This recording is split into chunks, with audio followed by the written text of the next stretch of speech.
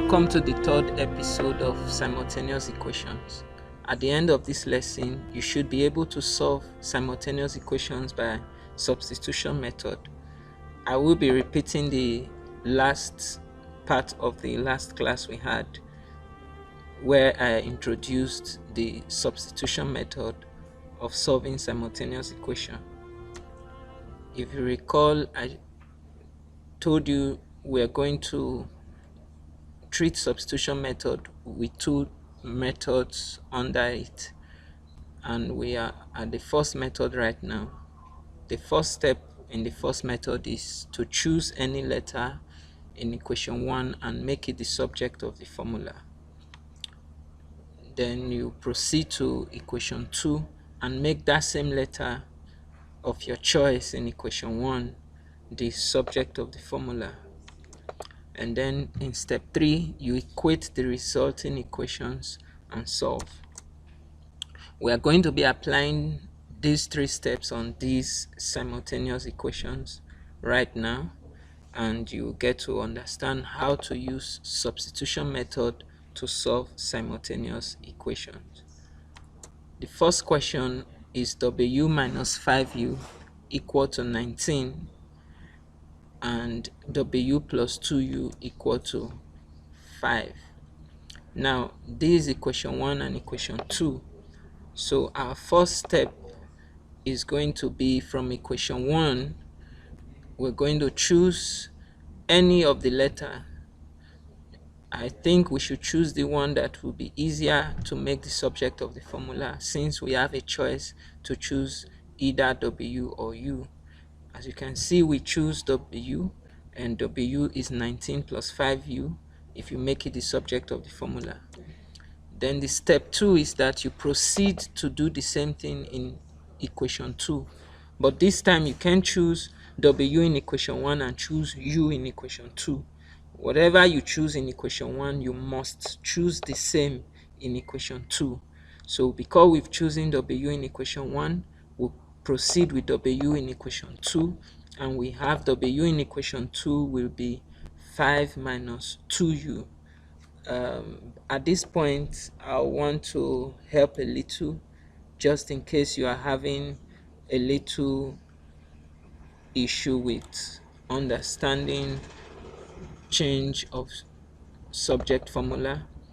Let me remind you that this W is 19 plus 5U in equation 1, because minus 5U, as we always do, would go to the other side, and when that happens, you expect it becomes plus 5U. So we now have W equal to 19 plus 5U.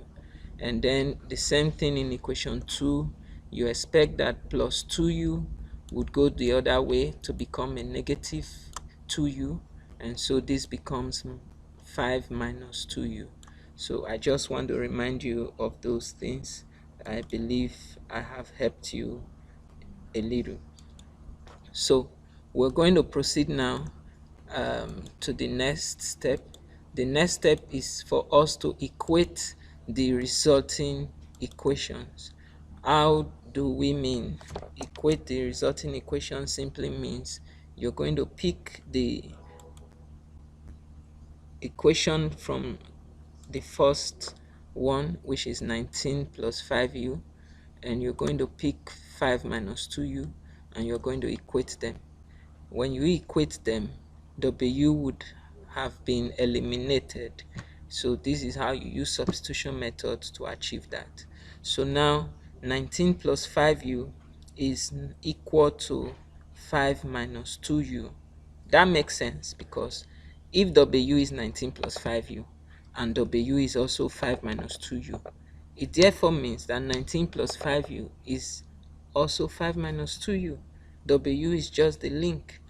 It's just like saying a bag costs 15 naira, and then the same bag costs let's say 1 cent. So what that means is that 15 naira is the same thing as 1 cent. So it's just something like that. So it's a very correct equation to say because W is 19 plus 5u and W is 5 minus 2u, therefore 19 plus 5u is equal to 5 minus 2u. That's a very correct statement. So now let's continue with that and let's see what the next thing will become. What we have next is that we have to now solve this equation, and solving it means you collect like terms. You now have minus 2u will come to this other side, and if minus 2u moves this other way, you expect it to become positive, and then that is why you have 5u plus 2u, and then you expect that 19, you know, when there is no sign in front of it, it means the sign is plus. So you expect that plus 19 goes the other way to become minus 19. So it joins 5 this way. So you now have 5 minus 19. So that is it. So I hope you're taking down your notes, especially if you already understand. Just go ahead and start writing them so that you can meet up with the other thoughts I'll be pulling up. So now if we continue that, we're going to have the next line, which is going to be that 7u equal to minus 14. Of course, because 5 plus 2 is 7 and 5 minus 19 is minus 14. So you're going to divide both sides by 7 and u will be minus 2. Just as we used to do before, if u is minus 2, to get W we will substitute minus 2 either in equation 1 or 2. But even now, better still, we can substitute u into any of these equations and will be good, and it will even be easier to do it that way since it's an already made equation for W. So if we continue that, we see that since W is 19 plus 5u, then W is now 19 plus 5 times minus 2. In place of u, we are now replacing with minus 2. So we now have 19 minus 10, because plus 5 times minus 2 is minus 10. So we have W is 9. So our final answer or our conclusion is that u is minus 2 and W is 9. You can put them into equation 1 and 2 to check, to verify if they are correct, and I hope they are. Let's go to the next example. Just for those who have still not gotten it yet, we have to practice more. Now this is the second example. 3m plus n equal to 30, 4m minus 5n equal to 2. We'll take them as equation 1 and equation 2, and we are going to choose right away one of the unknown in equation 1 to make the subject of the formula. I know we should choose n because n would be easy to make the subject of the formula, but sometimes n itself may also have a coefficient, and I don't want you to go about thinking teachers will always do the easy example and they will give the students the hard kind of work to do. So I want to make m the subject of the formula, and so that you would always know what to do if there's no way of escape. Now from equation 1, let's make m the subject of the formula. So we have m becomes 30 minus n over 3. I want to believe you understand that, and because you know plus n would go to the other side, so what you will now have is 30 minus n. So you have 3m equal to 30 minus n. So when you have 3m equal to 30 minus n, the next thing you want to do is to divide both sides by 3. So if you go ahead now and divide both sides by 3 right here, you're going to have m equal to 30 minus n over 3. So when you do that, the next thing you want to do is to go to equation 2 and make m again the subject of the formula. Since you used m in the first equation, I told you you must use what you used in the first equation in the second equation as the subject of the formula. So once we do that, the same thing we just did, minus 5n will go the other way. It becomes plus 5n. So you now have 4m equal to 2 plus 5n, and then you're going to divide both sides by 4. So if we divide both sides by 4 right away, we're going to get 2 plus 5n over 4 as m. So that's what we have here. Now when you achieve this, the next thing you do is to eliminate m by equating the equations. So let's see what that means. That means the next thing you're going to do is to say 30 minus n over 3 equal to 2 plus 5n over 4. Once you do that, you'll be at this point. Of course, when you have an equation like this to solve, you have to clear the fraction. And to clear the fractions of an equation, of a fractional equation, you begin by finding the LCM of the denominators. So the denominators here are 3 and 4. So the LCM of 3 and 4 is 12. So you're going to multiply both terms by 12. You multiply this by 12, and you multiply this by 12. And when you do so, you're going to clear the fractions, because this 3 would go with this 12, and what you have then is 4, and then this 4 would go with this 12, and what you have left is 3. So you expect that this 4 is going to multiply both of the terms here, and this 3 is going to multiply both of the terms here. I know many of you don't really like this. You think it's just too long going this way.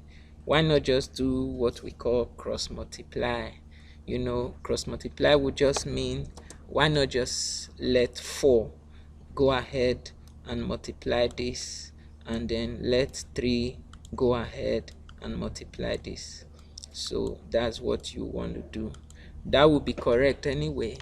So let's continue. So 4 now is with 30 minus n by the method I just showed you, multiplying both sides by LCM of 3 and 4. And then 3 would multiply 2 plus 5n. And if you open the bracket, 4 times 30 is 120. 4 times 4n is 4n. 4 times n rather is 4n. 3 times 2 is 6. 3 times 5 is 15. 3 times 5n is 15n.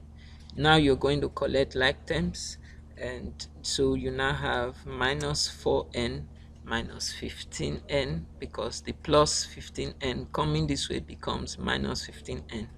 And notice that over here, minus 4n is still minus 4n, and that's it. So then the next thing you also see is that 6 minus 120 is minus 120, because the 120 here is plus.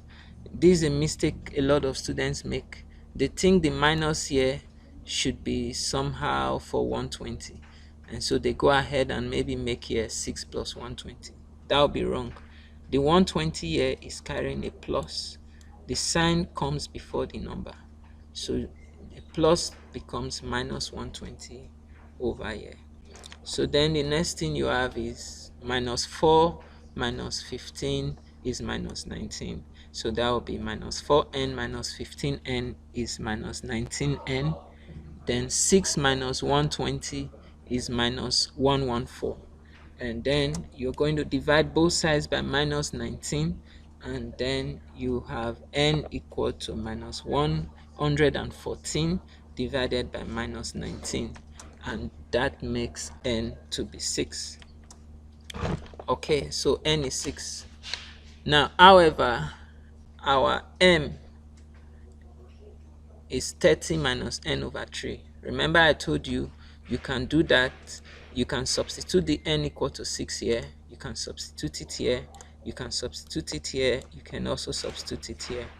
I think any of these two would be more straightforward than using equation 1 or 2, but however you go, you'll be correct.